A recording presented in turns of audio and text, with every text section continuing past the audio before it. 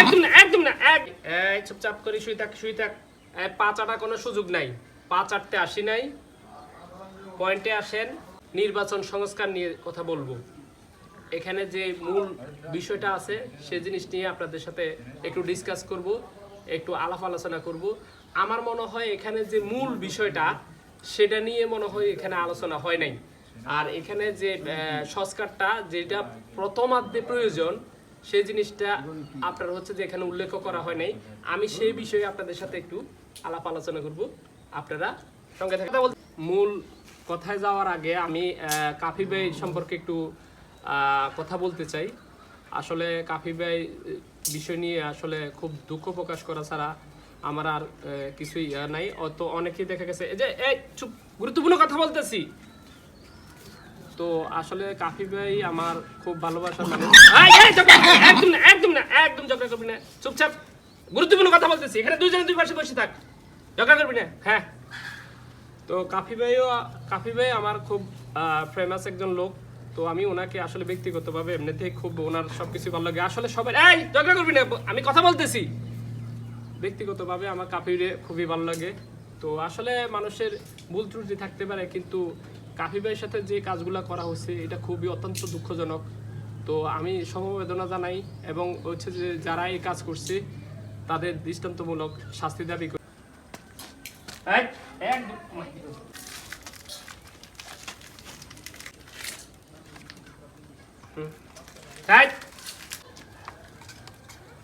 পাঁচ আটার কোনো সুযোগ নেই, পাঁচ আটতে আসি নাই। দেখছি গতকালকে দেখছি যে একটা রিট জারি করছে সংস্কার নিয়ে। তো আমি এই রিটের মধ্যে প্রথম যে ইয়াগুলো দেখতে পাচ্ছি, তো এই জিনিসগুলো নিয়ে আসলে কিছু কথা বলবো। তো আমি এখানে যে ইয়াগুলো আমার আসলে সবগুলো ইয়া মনে ধরছে, কিন্তু কিছু কিছু কয়েকটা ইয়া পয়েন্ট আছে। দাঁড়া দাঁড়া দাঁড়া দাঁড়া, এখানে দাঁড়া, খাবার দিচ্ছি না, দাঁড়া এই নিয়ে যা খা। এদিকে আয়, তুই এদিকে আয়। আমি এটা কই তুই কই গেছিস? এদিকে আয়, কিছু গুরুত্বপূর্ণ কথা বলবো। পাঁচ আটা কোনো সুযোগ নেই।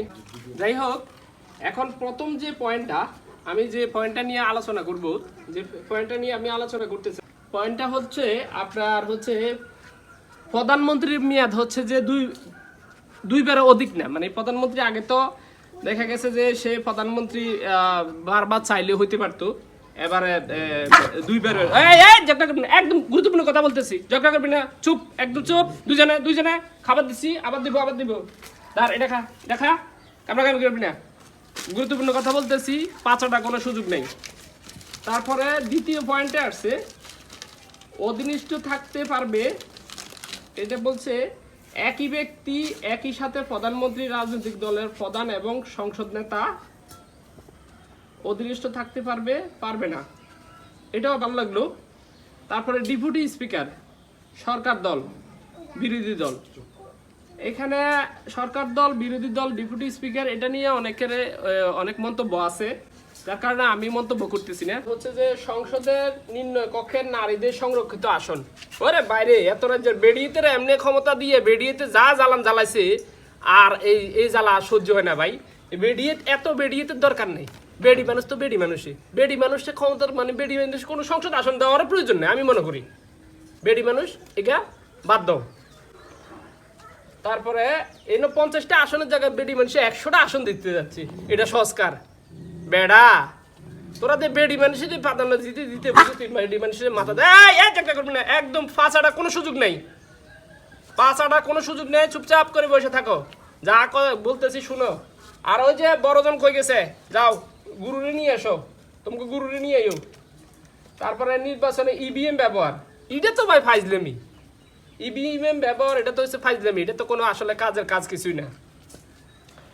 তারপরে আসলে আমি যে বিষয়টা নিয়ে কথা বলতেছি, এই বিষয়টা আমি কিছুক্ষণের মধ্যে আপনাদেরকে জানাবো যে প্রথম যে বিষয়টা নিয়ে আমি কথা বলতে চাচ্ছি, স্থানীয় সরকার নির্বাচন, দলীয় নির্দলীয়, যাক এটাও ঠিক আছে। প্রবাসীদের যে ভোটের ব্যবস্থা, হ্যাঁ এটাও ভালো লাগছে, ঠিক আছে। অনলাইনে ভোটিং, এটাও ভালো লাগছে। তারপরে এই যে গ্রহণযোগ্য নির্বাচন বোর্ডের পার্সেন্ট, মানে 40% 40%-এর কথা, 40% ভোট না পড়লে সে আসনে পূর্ণ নির্বাচন হবে, এটা সুন্দর। 40% যদি না হয় তাহলে সে কিসের যোগ্য? এখানে এই এই তুমি চুপচাপ থাকো। এই তোমার কি হয়েছে? হ্যাঁ, দুজনে এদিকে আসো, এদিকে আসো। এখন মেন কথা হচ্ছে যে আসলে যে গুরুত্বপূর্ণ এখানে যে পয়েন্টগুলো দিছি, আমার পয়েন্টগুলো ভালো লাগছে। খারাপটা এই একটা সমস্যা হচ্ছে যে নারীর আসনটা লইয়া এটা একটু সমস্যা আছে, এটা নিয়ে একটু সংস্কার প্রয়োজন।